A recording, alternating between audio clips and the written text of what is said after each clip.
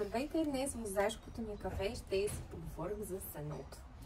И вие на какво сено сте? На сено? Родопско сено от Велинград, така знам. Като там, откъдето купувам сеното, имаха два вида. Малко по-старо сено, такова малко по-изсъхнало и такова, което е по-младо сено, по-зеленикаво.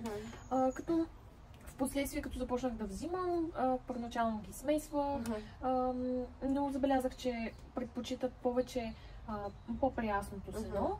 Така че просто започнах да купувам само от него. Впоследствие дори разбрах, че самото място, откъдето купувам, те също са решили да си оставят само по-прясното сено, да си продават. Тук искам да вметна, че всъщност това, което е по-добре за изпиляване на зъбите, е по-зрялото сено. Младото сено е малко по-мекичко, няма толкова клечки. Примерно в началото, когато откраднах аксен и когато пращах майка да взима сено, тя буквално караше продавачките да валят целите чували, избираше това, което на външния вид изглежда най-добре зелено, с повече листа, с по-малко клечки, но всъщност клечките са супер запилени на зъбите. Добре, всъщност, когато е по-зряло сеното и по-изсъхнало, не го ли прави по-чупливо и по-лесно за дъвчене? Сега, ако е изсъхнало супер много, но тук вече говорим за много старо сено. Нали, не за сено. Да, в крайна сметка не знам какво ни продават. Като отидем в зоомагазина, не знам какво ни продават. Нали, не знам колко е действително старо това сено. Да, и между другото, не знам дали знаеш, когато не е добре изсъхнало и образува плесен, сеното, то мирише. Има плесен, която не мирише, така че дори няма да разбереш. Това доктор Костадинова го знам, че има плесен, която не е окей, а всъщност не мирише по сеното, така че малко е Трябва да си знаете източника.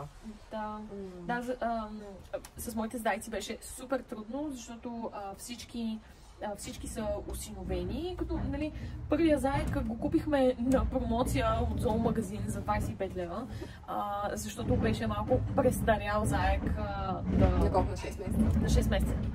Да. И никой не го искаше, защото вече е пораснал, но както и да е. Но в много зоомагазини въобще не им давят сено и не ги приучават още от бебета да ядат сено. Другите два заека също дойдоха при мен в просто покъртително състояние и не знам дали изобщо някога бяха яли сено, дори да се яде е било малко и беше страшна мъка да им намеря сено, което да харесват, да ядат, защото няма как да живеят без сено. Както Вили каза, за зъбите да си изпиват зъбите, за перисталчиката. Заека е наистина, колкото ви е размера на заека, толкова трябва да е количество сено, което той трябва да изяде за 24 часа. Това при мен не е... При мен също не се е получавало, но като цяло, ако видя, че намалят сеното, им намалям гранулата и лакомството, под лакомство, разберете. Гледам има трикове, които даже мисля, че бях писала някаква такава тема за трикове, как да накараме заеката ни да яде повече сено.